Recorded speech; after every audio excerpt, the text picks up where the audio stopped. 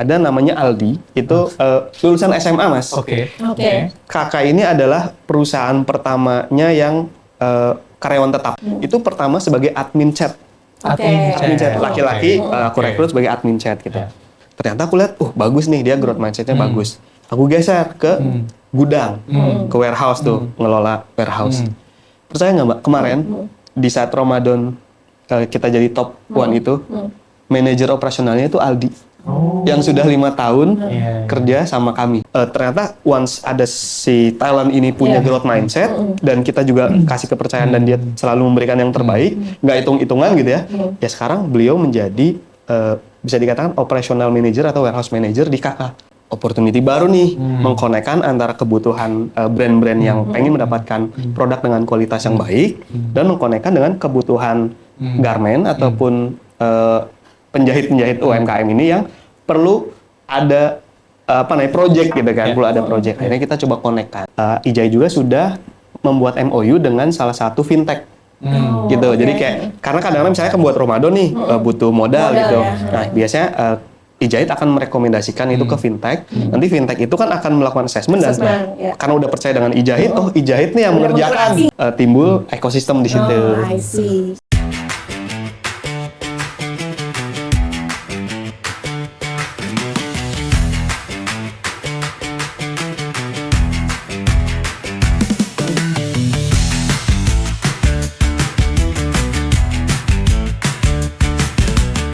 Halo rekan-rekers dan sahabat Avanti, selamat datang kembali di podcast Prodigi, produktif, inovatif, dan giat. Podcast ini merupakan kolaborasi antara Kementerian Ketenagakerjaan Republik Indonesia dengan Ikatan Alumni Teknik Industri ITB. Dalam podcast ini, kami akan menyajikan kisah-kisah inspiratif dari berbagai tokoh keren yang semuanya memiliki semangat tinggi, mindset positif untuk mendobrak batas-batas produktivitas dengan caranya masing-masing. Di tengah era perubahan yang sedemikian cepat dan juga tantangan global, produktivitas tentunya menjadi salah satu kunci sukses supaya kita bisa menyongsong Indonesia Emas 2045. Pada episode kali ini, saya FD Wulansari akan ditemani dengan Rian. Kami akan diskusi, ngobrol-ngobrol bareng yang tentunya pasti seru banget dengan narasumber kita kali ini. Nah, Rian, boleh nih kenalin narasumber kita siapa? Hari ini narasumber kita spesial karena kita ada CEO and co-founder dari Modus Fashion, Kakak Series, Mas Teguh. Terima Kakak, kasih. Selamat datang, Teguh. Terima kasih loh Halo. Mas Rian undangannya. Senang. Ini aku sebenarnya udah lama nih kenal sama Teguh ya, dari Betul. 2009 ya. Mungkin 2009. ini sedikit sneak peek ya, maksudnya udah kenal dari 2009 karena waktu itu kita di kegiatan beasiswa ITB untuk semua. Betul, Mbak. Gitu. Jadi udah lumayan lama, senang banget bisa ketemu lagi. Aku tahu banget dari zaman dulu juga udah tahu nih pasti banyak cerita inspirasi yang bisa kita ambil dari Teguh. Wah, boleh mungkin Rian dulu nih tanya-tanya nih. Kita tanya nih journey-nya Teguh gimana nih? Nah, jadi pengen tanya nih. Jadi boleh mungkin diceritain gimana sih awal-awal perjalanannya Mas Teguh nih sampai bisa membangun bisnis seperti sampai hari ini. Lompatan pertama setelah lulus itu malah ikut Indonesia Mengajar. Di situ mengajar selama 1 tahun di salah satu pulau terpencil di Jawa Timur. Di mana tuh kalau Di Bawean, Mas. Oh, Bawean. Iya, di Pulau Bawean. Banyak cerita lagi tuh. Nanti untuk yang Bisa doain ya. Nah, setelah itu ada opportunity lain. Program yang mirip sejenis gitu di Papua. Waktu itu di yayasan gitu ya atau NGO. Oke deh, saya ambil opportunity itu. Jadi saya bolak-balik Jakarta Papua. Kurang lebih 5 tahun di sana bekerja di NGO tersebut. Nah, karena konteksnya NGO-nya kecil, artinya karyawannya waktu itu masih cuma 2 sampai 3. Jadi kayak saya dapat di perspektif yang mungkin dari kertas kosong menjadi sesuatu. Nah, jadilah di tahun 2019 ketika kami pulang dari UK. Istri saya S2, kita pulang dari Inggris. Tepat masa transisi tuh. Juwe mau nyari kerjaan baru, saya juga selesai project, mau nyari kerjaan baru. Karena kita terbiasa aktif, ngapain? Juwe punya ide, udahlah coba kita bikin pakaian untuk anak tuh, untuk si kecil. Kenapa waktu itu konteksnya untuk si kecil? Karena habis dari Inggris ke sini kan cuacanya agak mungkin berbeda ya. Coba dibikin sama penjahit sebelah rumah waktu itu. Udah kita sebelah rumah waktu itu baru ada dua penjahit saja. Dijual lewat Instagram. Pas dijual ternyata diamini oleh orang lain. Aku juga butuh nih yang mungkin secara visual dan lain sebagainya cocok sama orang-orang Tadinya buat customer anak kita. sendiri, Awalnya itu buat nyoba anak sendiri karena bikin cuma 50 piece saat itu. Dari awal launching gitu ya sampai 3 bulan yang tadinya 50 piece itu ordernya bisa sampai 2000 piece permintaannya. Ya udah deh, waktu itu kita bagi tuh Juai, alhamdulillah keterima di BI PCPM, jalur PCPM. Nah, saya yang tadinya mau nyari kerja udah saya lanjutin apa yang sudah dilanjutkan sama Juai. Untuk melanjutkan kesempatan tadi kan. Ternyata saya sendiri nggak kuat nih kalau sendirian karena kan saya tadi tidak pernah dapat perspektif marketing ya, ya kan? Mungkin kalau bikin jahitannya, manajemen operasionalnya saya bisa gitu. Tapi gimana nih ngejualnya kan yang dulu ngejual jual. Gimana kalau gitu? Ada satu malam kita berdua berefleksi, ternyata beliau pun di BI kayak ini kayaknya bukan panggilanku. Ya udah deh, Bismillah dan alhamdulillahnya karena mungkin kita udah membakar kapal ya, kapalnya udah kita bakar gitu kan, udah nggak jadi karyawan gitu kan, berarti kan mau nggak mau harus gedein secepatnya dan all out di situ. Nah, alhamdulillah di saat ini tahun ke-6 kita jalan. Di tahun 2005 kemarin, Kakak Series meraih top seller di salah satu platform online terbesar di Indonesia untuk Big Ramadan Sale kemarin. Wah, ini brand-brand besar ini kan keren banget, keren sekali nih kan dari itu. Nah, ini mungkin aku sedikit pertanyaan penasaran gitu. Ini kan jadinya yang tadi mungkin kerja masing-masing, habis itu kayak 24 jam ya, maksudnya kerja sama istri gitu kan, bisnis. Itu sempat kita alami dan kayaknya juga akan dialami oleh banyak couple-planner ya di luar sana gitu. Kami itu sempat ada mungkin di tahun kedua, tahun ketiga tuh benar-benar jenuh yang bayangkan Mas, Mbak di kantor udah ngomonginnya kakak. Di meja makan ngomonginnya kakak lagi. Di kamar juga gitu udah mau tidur secara otomatis soalnya gitu karena kan kita pikirin kakak seperti apa, kakak seperti apa gitu. Sampai kita ada di satu titik berefleksi lagi, ini kok kita malah jadi mulai renggang nih, ya kan soal bonding sebagai pasangan, sebagai couple gitu. Kita malah jadinya misalnya kalau ngomongin bisnis kan keputusannya kadang-kadang karena perspektifnya tadi beda. Di perspektif marketing begini, nggak bisa SDM kita belum sampai sandu gitu kan. Jadinya malah perdebatan itu yang membuat relationship kita mulai agak merenggang gitu. Sehingga kita waktu itu berefleksikan, udah deh kita coba menstrukturkan lagi. Nah sekarang kita menerapkan kurang lebih ada 3 time tuh. Ada me time, business time, dan juga family time. Pokoknya gimana caranya, ya kalau lagi me time tuh udah satu, udah kita nikah udah hampir 10 tahun, jadi udah paham nih, oh ini lagi butuh me time nih, gitu. Jadi kalau ditanya, misalnya aku lagi butuh pandangan bisnis gitu ya, ditanya ini, oh dia kok responnya, oh dia lagi butuh me time, udah. Kalau dulu kan masih kayak sensi, gimana sih ini aku lagi serius pengen ngomongin bisnis gitu kan. Sekarang udah lebih ngerti gitu, jadi masing-masing udah bisa tahu lah. Nah di me time itu juga penting sebenarnya untuk tetap, kan sebelum menikah kan pasti setiap pribadi punya apa ya, kayak mungkin punya passion masing-masing mas ya. Gitu. Jadi jangan sampai setelah menikah dan bisnis bersama pun si passion masing-masing ditinggalkan lah misalnya. Kan kita sekarang ngomongin tentang generasi Gen Z. Iya, pasti banyak Gen Z ya. Pasti. Karena terkenal nih Gen Z itu suka ala ya, entah mitos apa lah ya gitu. Benar. Karakternya beda gitu ya. Gimana sih caranya untuk bisa nge-push mereka, bukan nge-push lah ya, memotivate lah bahasanya. Gimana sih biar mereka tetap produktif atau mungkin mereka standar tetap yang kita mau gitu ya, profesionalisme yang mau. Tapi tadi itu karena tadi juga ngurusin penjadian usianya lebih lanjut, gimana motivasinya beda karena lebar gitu. Lebar ya. Diceritain ya dari sisi itu, kayak seru nih. Jadi benar nih di PTKK Berdaya Bersama sendiri itu kan kebagi jadi mungkin ya kurang lebih di dua bidang besar gitu. Yang satu marketingnya, yang satu productionnya gitu ya, secara operasional. Nah di sisi production itu memang betul tuh banyak kan mungkin Gen X gitu ya, mamang-mamang gitu kan, yang menjahit, ibu-ibu yang buang-buang benang gitu. Nah mereka ini sebenarnya secara karakter itu cukup diberikan pekerjaan yang rutin dan juga terukur secara rutin dan juga terukur sama mungkin kestabilan ekonomi. Clear. Nah, ketika ke Gen Z itu harus agak berbeda komunikasinya. Nah, salah satu yang penting itu kan Gen Z ini kan perlu kayak eksploratif ya. Jiwanya itu sebenarnya jiwa explorer gitu. Eksploratif, bosenan juga betul. Jadi memang kita tidak boleh terlalu kaku dan tidak boleh terlalu memberikan border gitu, batasan pada teman-teman Gen Z ini. Kadang-kadang yang kami berikan tuh 2 sih. Satu, ruang eksploratifnya mereka. Kemudian yang kedua itu trust. Jadi selama mereka diberikan kepercayaan, kadang-kadang cara yang mereka pakai itu memang agak unik-unik tuh, gitu kan. Tapi selama kita berikan ruang eksploratif dan mereka itu boleh salah.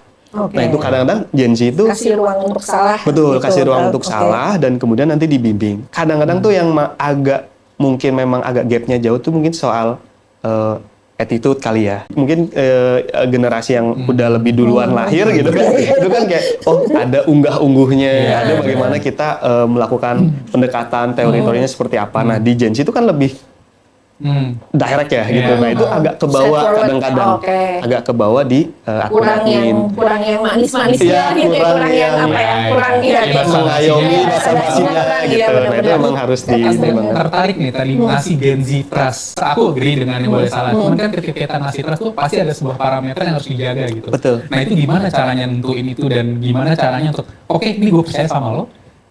Asal lu bisa begini, itu gimana tuh? Iya, memang sebelum kita memberikan trust tadi, biasanya memang perlu ada assessment dulu. Walaupun kami, kayak sampai sekarang ini saya masih handle di apa sih HRD ya, maksudnya bagaimana kita rekrutmen. Saya masih interview gitu dari proses awal masih gitu, terlibat Iya. aktif di situ karena memang itu filter yang paling penting dulu di awal gitu. Nah, ketika masuk, kadang-kadang kita lihat growth mindsetnya masing-masing. Oke. Kalau misalnya dia, ini dia ada ini satu kasus gitu ya. Ada namanya Aldi, itu lulusan SMA mas. Oke. Oke. Kakak ini adalah perusahaan pertamanya yang karyawan tetap. Jadi sebelumnya kayak Kerja full-time freelance lah gitu ya, gitu ya, sebelumnya kemudian kerja freelance.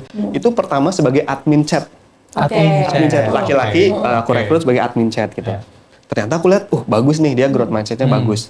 Aku geser ke gudang, ke warehouse tuh, ngelola warehouse.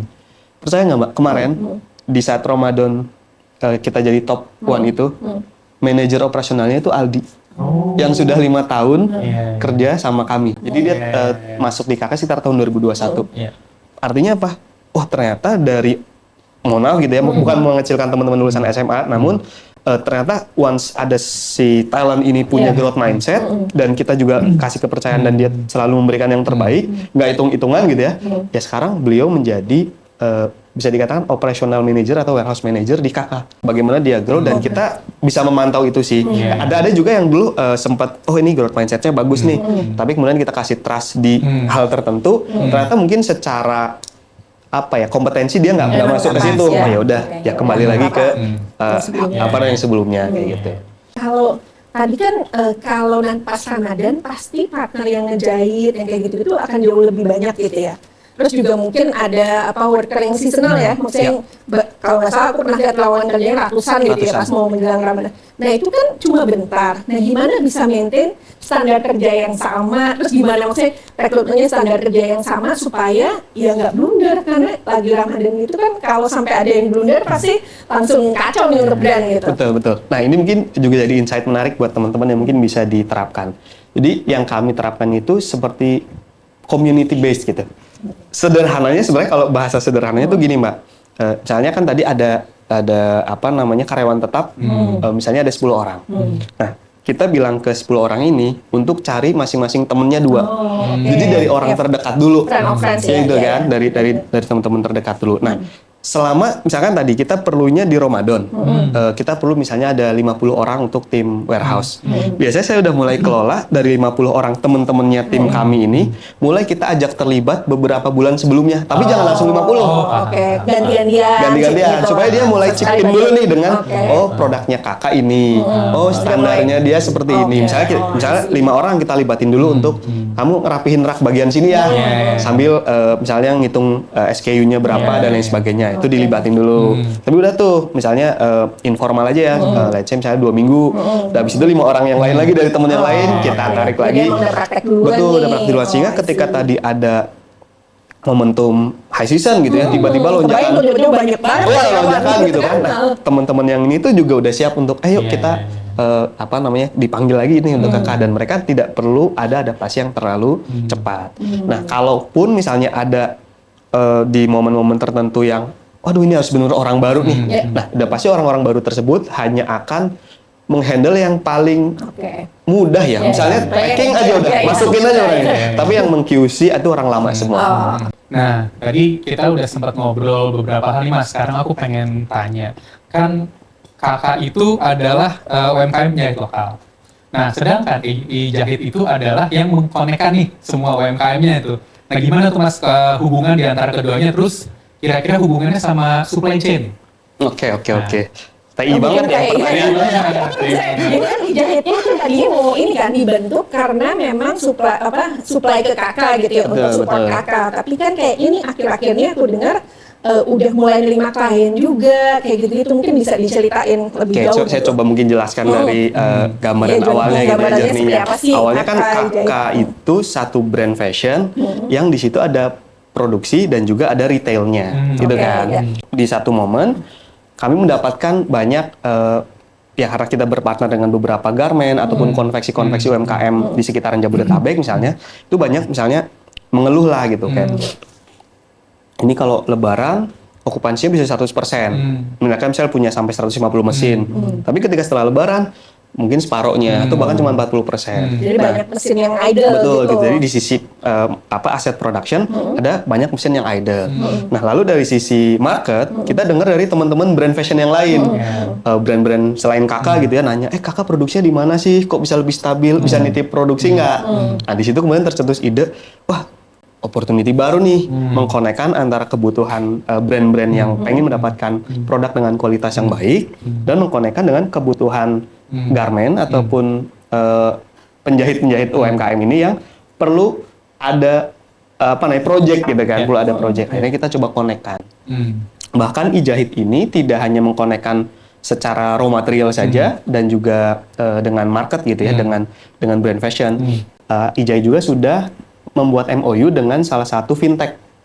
Gitu. Jadi kayak karena kadang-kadang misalnya kan buat Ramadan nih butuh modal gitu. Ya. Nah, biasanya e-jahit akan merekomendasikan itu ke fintech. Nanti fintech itu kan akan melakukan assessment dan ya. karena udah percaya dengan e-jahit, oh e-jahit nih yang Udah mengerjakan, mengkurasi gitu ya, udah kayak mengkurasi mengkurasi, dan pasti ya. proyeknya berjalan gitu kan karena yang beli Karena bahannya kita, yang mengelola produksinya kita. Jadi timbul ekosistem di situ. I see. Tuh, jadi kayak ya baru 1 tahun sih Mas di launching gitu. Kita masih terus coba upayakan untuk mendapatkan mengembangkan ekosistem tersebut. Kita bikin ekosistem aja deh gimana. Oke. Ya alhamdulillah walaupun baru 1 tahun sudah ada belasan brand fashion lain yang bekerja sama dengan e-jahit. Oke, mudah-mudahan makin ini ya, jadi Amin. kalau ekosistemnya makin berkembang kan berarti makin jadi produktif juga gitu di Betul. mana-mana ya. Betul. Oke. Aku agak tertarik sama yang raw material sebenarnya. Karena kan masing-masing fashion itu ada yang pakai raw material A, B, dan itu kan nggak selalu bisa available ya. Nah, ketika kita ngomongin raw material, e-jahit itu juga punya beberapa partner, pabrik Supplier. kain gitu ya, pabrik tekstil gitu, Oke, pabrik tekstil yang mereka ini biasanya punya 2 karakter bahan. Satu yang disebut sebagai running item. Jadi artinya kalau running item tuh ya, Yang udah ini ada di pokoknya aku pasaran, udah dijual bikinnya massal. ini mulu nih, Oke. dijual massal gitu. Dijual Ada yang massal. kedua yang Oke. inovatif. Iya. Nah, biasanya yang inovatif ini yang lebih lama developmentnya dan lebih tadi unik. Contoh yang saya pakai nih, ini kan jadi promosi ya. Ini kan ada logo K-nya gitu ya, ada logo K. Logo K itu kan sebenarnya kita custom gitu. Betul. Kita custom kayak embroidery, kita custom dengan monogramnya brand kami gitu ya, Kakak Series misalnya. Nah itu brand lain juga bisa gitu. Nah mungkin salah satu kenapa di e-jahit bisa lebih mudah misalnya bekerja sama karena kan scale of economic. Ya. E-jahit itu karena mengerjain punya kakak, ordernya ke pabrik itu kan udah lumayan banyak. Oke. Yang lain kalau mau nitip sedikit-sedikit Order quantity masih juga bisa ya. gitu. Oke. Sementara kalau dari teman-teman UMKM brand fashion yang mau Baru mulai. langsung ke Susah itu pasti. jadi lebih sulit Betul. betul Belum Mbak. nemu, karena belum Masuk ke nemu MOQ jumlah gitu kan ya, quantity minimum order Belum quantity-nya masih quantity. masih kejauhan nih. Nah, itu bisa dibantu dijembatani oleh e-jahit tadi. Oke. Tentu dari kakak dulu gitu ya, sampai ketika kita 5 tahun berjalan, kita belakangan baru tahu bahwa ternyata banyak juga nih awalnya itu sebenarnya banyak juga beberapa teman-teman UMKM kita yang UMKM penjahit gitu ya, dalam tanda kutip yang agak nakal. Misalnya gitu ya, Iya, consumption sering dengar gitu ya, ada aja consumption gitu isinya. misalnya untuk bikin satu pakaian itu diperlukan 1 meter misalnya. Mereka bilang ke kita 1,5 meter, Iya, gitu kan. iya. Mereka udah ada Jelas margin banget tuh. gitu. Tinggal dikali tuh berapa ribu piece misalnya. Nah, nanti ternyata mereka perjualbelikan itu. Itu kan kita dengar itu. Terus kita berupaya untuk bagaimana nih cara mengantisipasi itu. Nah, akhirnya ada satu referensi, ada salah satu software itu untuk tadi itu efisiensi production. Satu untuk mempercepat waktu. Jadi yang kita efisiensikan itu waktu. Kalau yang biasanya kan misalnya untuk nge-cutting gitu ya, plotting polanya itu kan manual tuh. Ini bagian badan depan, badan belakang, lengan. Nah, ini kita udah digitalisasi. Jadi udah semuanya berbasis software tersebut. Jadi tinggal running, ada algoritma tertentu yang ini efisiensi pemakaiannya bisa 10 sampai 15%. Itu satu. Kemudian yang kedua, minim kesalahan dengan software tadi. Dan yang ketiga, ya tadi ya, jadi mempercepat prosesnya. Karena kalau memang misalnya ada revisi, itu kan nggak perlu manual lagi gitu, tinggal diedit aja di digital tersebut. Jadi per tahun lalu semua pattern di KK series maupun di klien-klien IJahit sudah kita digitalisasi. Nah, lanjut lagi nih. Mbak. Nah, tadi ini kan kakak kan di fashion muslim gitu ya. Betul. Kan saingannya banyak banget lah ya. Kayaknya udah banyak banget berdarah-darah ya. Pasti udah banyak sekali saingannya gitu.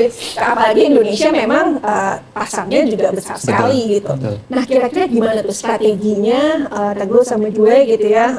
Karena kan tadi yang branding mungkin Joy lebih expert gitu.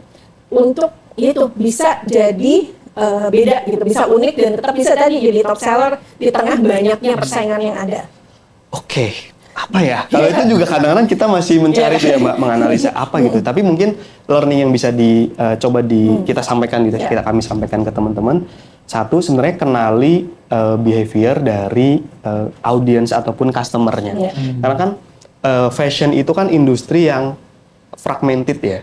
Artinya tidak ada satupun misalkan nama brand, merek, jenama gitu yang 90% market share-nya dia gitu. Kan nggak ada ya. Beda kalau misalnya kayak brand shampoo gitu kan, di sebelah sama ini gitu kan, market share-nya tinggi gitu. Kita samponya mungkin sama, sabunnya bisa sama. Tapi kalau pakaian udah pasti beda tuh. Selera market tuh beda-beda. Jadi kayaknya kita harus mengenali itu dulu satu. Kemudian yang kedua, tentunya soal kadang-kadang inovasi itu tidak melulu soal menambahi fitur. Tapi mengeliminate fitur itu juga penting. Menarik tuh, gimana tuh misalnya? Tipping point-nya kakak saat itu, salah satu best seller-nya gitu ya, bertahan sampai sekitar 4 tahun, itu adalah baju koko anak yang nggak ada kerahnya. Collarless, baju koko tapi collarless. Jadi nggak kerah tinggi gitu nggak kerah tinggi. Kenapa? Karena waktu itu berefleksi kepada kebutuhan anak kami. Anakku kalau pakai baju koko ada kerahnya tuh biang keringat, gatel. Udah kita bikin inovasi produk sederhana sekali pakai itu. Ternyata itu diamini. Karena balik lagi kita mungkin memahami situasi dari si audiens kita, dan itu karena kita prakteknya buat anak sendiri. Prakteknya buat anak sendiri diamini orang. Akhirnya karena kita tahu itu, akhirnya kita scale teruskan produk itu. Nah, yang ketiga, momentum. Kenapa misalnya kakak saat ini mengambil momen lebaran? Karena pada saat momen lebaran itu pool marketnya lagi tinggi banget, Mbak. Gitu. Jangankan di saat seperti sekarang ya, saat COVID aja, itu kayak nggak ngefek. Bahkan di saat sibuk kayak Ramadan itu tuh kayak aku punya jaminan, aku kalau mau kirim hampers atau apa pasti tetap cepat. Nah ini kan nggak gampang ya gue ya maksudnya. Benar. Karena aku juga beli di brand-brand lain gitu kan. Aduh ini lama nih apa nih, ada beberapa yang cepat tapi banyak juga yang lama. Nah itu gimana tuh memastikan konsistensi itu dan maksudnya gimana packing dan lain-lain tetap benar-benar standarnya tinggi gitu ya. Mereka pada produktifnya segitunya gitu sampai tepat waktu. Mungkin ini juga akibat dari pembelajaran kami. Kami pernah berpartner dengan pihak ketiga untuk, maksud kami adalah, udahlah kan kamu ahli gudang nih. Bagi-bagi kue lah ya. Ini aku kasih ke kamu, tolong di packing. Itu ternyata failed-nya lumayan. Saat itu loss opportunity kita bisa hampir 2 miliar tuh dalam 1 bulan Ramadan. Karena apa? Telat kirim sampai cancel. Kalau di marketplace itu kan ada cancel otomatis. Ya udah mau nggak mau kita kelola sendiri. Baru tuh di situ kepentok kan. Kepentok gimana sih caranya? Nah, akhirnya kita coba punya apa ya, Mbak? Saya nggak tahu ilmunya apa gitu ya, tapi kita diskusi dengan teman tuh. Iya, kalau di TI ini kan mungkin harus ada Vivo apa kayak gitu ya, ada Vivo gitu, version out. Ya kami sih sederhana, kalau Sarimbit ini kan biasa orang beli pasti akan sekeluarga. Nah, kita bikin klasterisasi aja. Ini klaster misalnya yang baju warna merah, ini klaster baju warna kuning, ini klaster mukena di gudangnya, betul. Ini klaster ini. Nanti tempat itu kan rak-raknya, baru nanti storaging-nya juga didekatkan di situ. Itu mungkin prinsip pertama kita. Sehingga konsekuensinya mungkin kita perlu space lebih lebar. Kalau di pihak ketiga tadi, aku dengan space segini bisa banyak brand. Nah, kalau kita ya udah deh, kita mungkin agak loss secara cost efisiensi di space-nya gitu ya, tapi kita memastikan mobilisasi orangnya di dalamnya itu tim packingnya itu cepat, ngambil packing, gitu. Jadi ya kurang lebih kalau secara teknis gitu ya di dalam pengelolaan mikronya seperti itu. Nah, terus kita bikin SLA tentunya, bagaimana agar agreement gitu ya? Iya, jadi kayak SLA itu lebih ke waktu gitu ya, kayak KPI gitu kan. KPI-nya jangan sampai misalnya untuk orderan ini lebih dari 12 jam sebelum di-packing. Ya memang ada prioritasnya, betul. Ya, ini prioritasnya harus segera, Misalnya kayak Mbak Wulan mungkin gitu ya. Waktu itu beli misalnya menggunakan Gosen ataupun yang instan. Nah, itu udah ada tim sendiri tuh. Tim khusus yang mengelola itu sehingga operasionalnya tetap terjaga. Dan itu ternyata juga berpengaruh ke operasional secara keseluruhan, cash flow. Semakin cepat kita deliver itu ke customer, semakin cepat kan uang masuk dari Shopee kan, semakin cepat juga tuh untuk perputaran yang lain. Jadi kayak kita mikir ternyata salah satu kunci dari fashion brand online itu ada di operation, khususnya pada saat packing. Jadi kita saat ini juga sekarang lagi bangun gudang lagi, Mbak. Kita lagi bangun gudang lagi. Betul, investasi di gudang karena tadi aku bilang kan, kita perlu space gitu supaya apa? Supaya cepat. Walaupun orang lain mungkin dengan space segini aku lebih efisien. Nah, kita menggunakan pendekatan yang nggak apa-apa deh, space-nya agak lebar. Yang penting cepat sampai ke customer. Itu bangunnya gimana, Mas? Maksudnya kan pasti dari awal bingung, nggak pernah punya pengalaman untuk mengelola gudang. Sampai akhirnya pelajaran PLO kayak kita gitu ya. Aku berasumsi ada sekarang dari SOP-nya, bla bla segala macam kan udah ada metodenya segala macam. Itu gimana, berapa lama bisa sampai dari nggak punya pengalaman mengelola gudang sampai ke hari ini gitu? Ya, waktu itu yang kami cari tuh kayak perbantuan berupa software ataupun mungkin kan ERP itu kan mungkin yang kompleks banyak gitu ya. Nah, kita mencari semacam ERP tapi yang sederhana, yang bisa dipahami oleh saya yang nggak ngerti gitu. Ya, ada satu software ini startup lokal juga yang kita coba beberapa tuh waktu itu nyoba pakai ini, kurang nyaman. Coba pakai ini kurang. Nah, pas percobaan yang satu platform ini kita rasa cukup cocok nih. Nah, jeda sedikit, kita main sebelum penutup nih, kita main dulu sedikit this or that gitu ya. Baik. Ini simpel aja, pokoknya kita akan nanya A atau B, lu jawab cepat. Jadi nggak boleh mikir. Gitu ya. Oke, aku dulu ya. Oke. Desain inovatif atau produk efisien? Desain inovatif. Oke, kenapa? Kalau kenapa ya? Ini jadi mikir ya. Jangan cepat aja itu kenapa ya? Produk inovatif kenapa gitu ya? Tapi kenapa? Maksudnya ya kan biasanya ada kayak kenapa ya? Maksudnya karena memang sekarang apalagi itu di era lebih mungkin fashion. Betul-betul mungkin karena ini ya balik lagi ke kebutuhan market gitu ya. Market selalu membutuhkan sesuatu yang baru, sesuatu yang unik. Efisiensi tadi mungkin udah dijalanin gitu ya. Iya, betul. Jadi kayak kalau efisiensi kan lebih ke internal ya. Kalau inovasi bisa untuk keluar gitu. Makanya kayak mungkin brand-brand besar kayak Uniqlo itu kan setiap waktu kayaknya ada inovasi bahannya gitu ya. Tiba-tiba bahan dari ini. Next, dari digitalisasi penuh atau sentuhan personal? Sentuhan personal. Oke. Sedikit alasan. Kenapa ya? Saya kebayang sih. Kalau aku kayaknya mungkin prinsipnya gitu sih ya, kayak human first gitu ya, tech in second gitu. Jadi teknologi itu ya pada akhirnya kan tetap harus membantu human-nya. Jadi tetap human-nya dulu gitu yang kita assess. Dengan human yang seperti ini, teknologi digital maupun non digital apa yang cocok untuk meleverage SDM tersebut gitu ya, human tersebut. Nah ini Mas, sekarang kan lagi sibuk nih, ada 2 company nih yang lagi dipegang. Apa sih kayak kebiasaan-kebiasaan kecil atau ritual kecil yang selalu dilakukan biar tetap bisa produktif, fokus gitu? Secara personal ya, maksudnya secara personal. Kalau mungkin gini teman-teman, satu pahami dulu nih karakternya. Karena kebetulan aku dan Juwai itu agak beda. Aku tuh kayak mungkin morning person ya gitu. Maksudnya kayak besok ada deadline nih, ya udah lebih baik tidur besok paginya bangun dan fresh gitu. Nah kalau Juwai sebaliknya, kalau deadline-nya besok, malam ini harus sampai selesai, walaupun cuma tidur sejam, dia tetap akan fresh gitu. Itu kan udah 2 karakter yang berbeda. Nah, teman-teman tentukan dulu nih karakter yang mana. Kalau karena saya konteksnya tadi morning person, pagi-pagi biasanya saya ngopi. Ngopi, terus saya lakukan kegiatan yang membuat refresh sih. Kalau kayak baca buku, baca artikel, terus karena kebetulan di dekat rumah ada kolam renang gitu ya, ya mungkin seminggu 3 kali kami juga rutin berenang pagi. Mungkin bagi teman-teman yang ingin memulai gitu ya, kalau saya pernah punya prinsip berlayar sambil membangun kapal. Jadi nggak harus perfect dulu, nggak harus jadi kapal dulu gitu ya. Betul, yang penting udah ada bentuknya udah kelihatan gitu ya, udah kita jalan gitu kan. Terus yang kedua, kan tadi berlayar sambil membangun kapal. Yang kedua tentunya teman-teman harus belajar dan belajar. Jadi harus memiliki growth mindset supaya ya apa yang kita hadapi, mungkin dari learning diskusi kita tadi juga teman-teman, ya masalah itu baru bisa terselesaikan ketika ada masalah gitu. Kalau menyelesaikan masalahnya nggak bisa gitu. Di temannya belum ketika ada masalah dan ketika kita berlayar tadi, ketika berlayar baru ketemu bocor di mana, layarnya nggak berkembang dan lain sebagainya. Jadi nggak teori aja. Nggak teori aja. Oke, thank you banget Teguh. Jadi pesannya tadi pokoknya nyemplung aja dulu gitu ya, sama growth mindset kayak tadi contohnya tadi yang staff yang dari SMA itu ya, sampai dia jadi manajer operation.